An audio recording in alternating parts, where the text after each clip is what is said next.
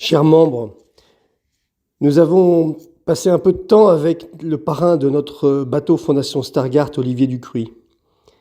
Il a accepté de répondre à des questions très simples sur comment il avait rencontré la maladie et comment il l'avait vécue. Cet homme de 57 ans est passionné de voile.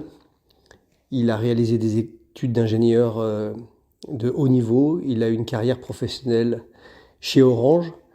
Et pourtant, il est atteint d'une forme très rare de la maladie de Stargardt qui l'empêche quasiment de voir à cet âge.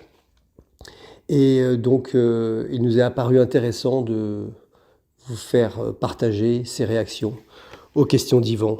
Merci.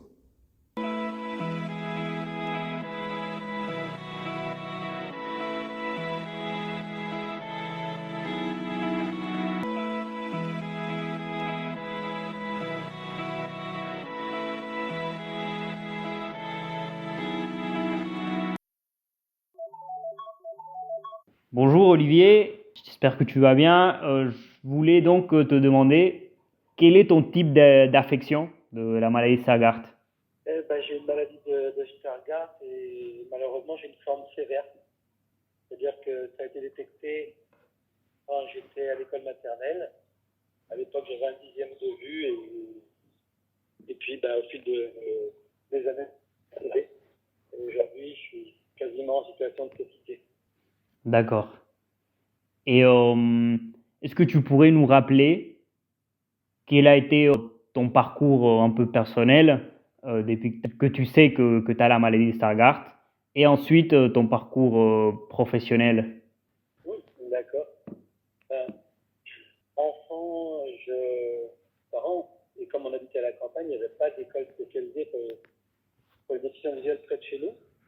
Donc, on a fait le maximum pour que je suive ma scolarité d'un système scolaire standard. Et donc, j'ai fait toute ma scolarité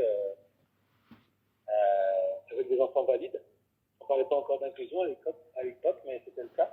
Donc, je suis allé à l'école primaire, au collège, au lycée. J'ai passé un bac scientifique. Et ensuite, au niveau de mes études, donc, j'ai fait une école d'ingénieur, en l'occurrence l'INSA de Lyon, Institut national des sciences appliquées, et avec une spécialité en tant qu'ingénieur informatique. Et là, c'est pareil. Les adaptations qui pouvaient être mises en place, c'était vraiment du relationnel avec les professeurs. Il n'y avait rien d'institutionnel. Voilà. Études, et ensuite, Oui. à la sortie de l'INSA, j'ai choisi de travailler. À l'époque, tu sais qu'on était ingénieur informaticien. Dans les années 80, on avait quand même pas mal de boulot, pas mal de choix.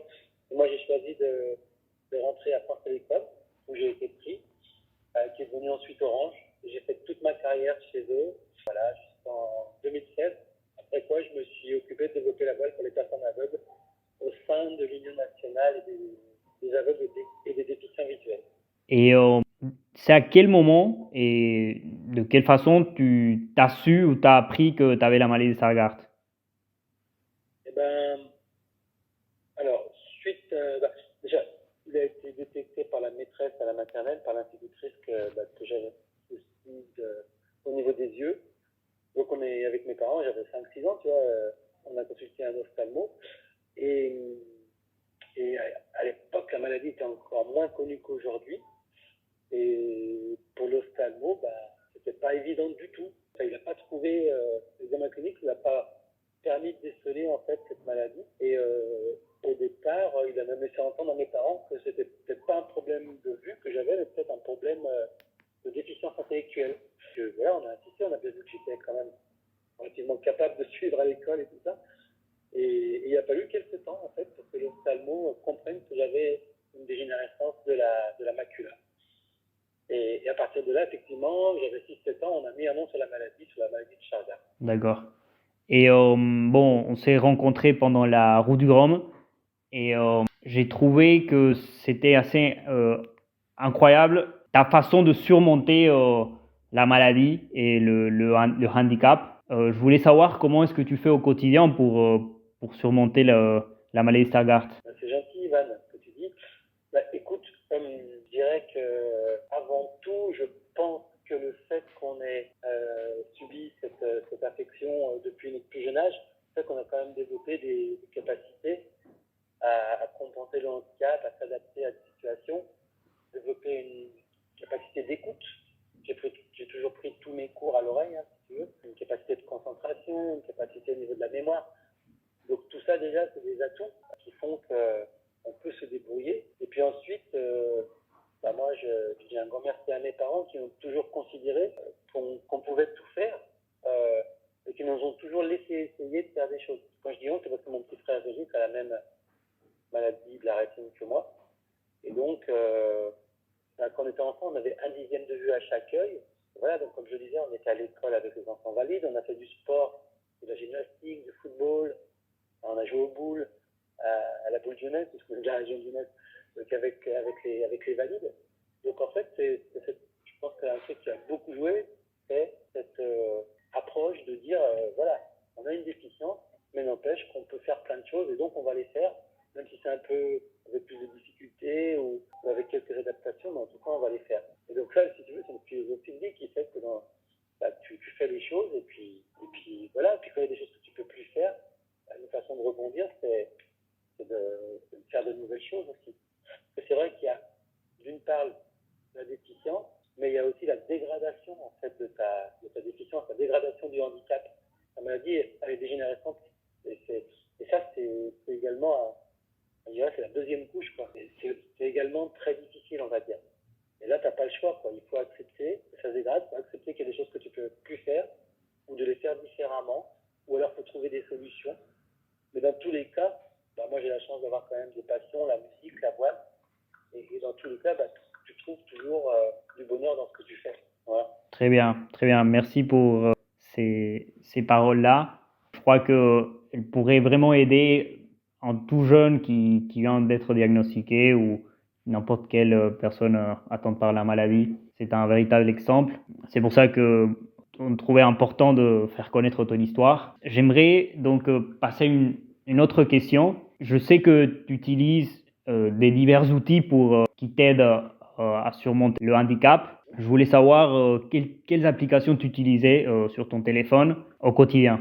Alors c'est vrai que oui, on vit dans une époque où le numérique il a pris une importance incroyable.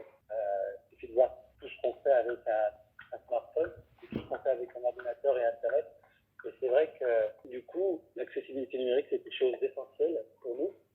Et donc c'est vrai que c'est important de sensibiliser tous les gens qui développent des applications ou des sites internet au fait de respecter les règles d'accessibilité pour que les personnes handicapées en général et en particulier les personnes non-voyantes puissent les utiliser grâce à des systèmes de lecteurs d'écran qu'on appelle des synthèses vocales. Et donc sur smartphone, ce qui est vraiment génial, c'est que aussi bien Apple sur ses iPhones et ses iPads met à disposition la synthèse vocale qui s'appelle VoiceOver. Et voilà, tu n'as pas besoin d'acheter un objet spécifique, tu achètes un smartphone standard et un iPhone standard et tu as VoiceOver qui fonctionne très très bien et qui nous permet de lire nos SMS, nos mails, de tout faire en fait sur smartphone. Et sur les smartphones Android, c'est la même chose avec Codeblack. Et après, sur ordinateur, tu as également des synthèses vocales. On a essentiellement deux. Une qui s'appelle JAWS, qui est payante, donc on utilise plutôt en entreprise, et une qui est open source et gratuite, qui s'appelle NVDA, et qui fait à peu près la même chose que JAWS. Et ça, c'est effectivement des compensations du handicap qui font qu'on n'est pas coupé de la vie numérique, et c'est top, quoi. Tout à fait. Et donc, je réponds à ta question, Ivan. Oui, très très bien. Tu as très bien répondu. Merci Olivier. Et donc, comme dernière question, je voulais te demander, vu que tu as été le parrain lors de cette Route du Rhum 2022, qu'est-ce que... J'ai eu la chance d'être le parrain de Fondation Stargardt du classe 40 typé par Martin, ouais. Exactement. Et donc, je voulais connaître un peu tes ressentis de cette expérience-là. Qu'est-ce qu'elle a représenté pour toi? Mon ressenti, ça a été extraordinaire. Et pour moi, ça a représenté quelque chose de très très fort. Ça avait énormément de sens, en fait. Ma présence avec vous sur le village, ma rencontre avec Denis, avec Martin, avec tous les sponsors. J'étais hyper heureux et honoré d'être là.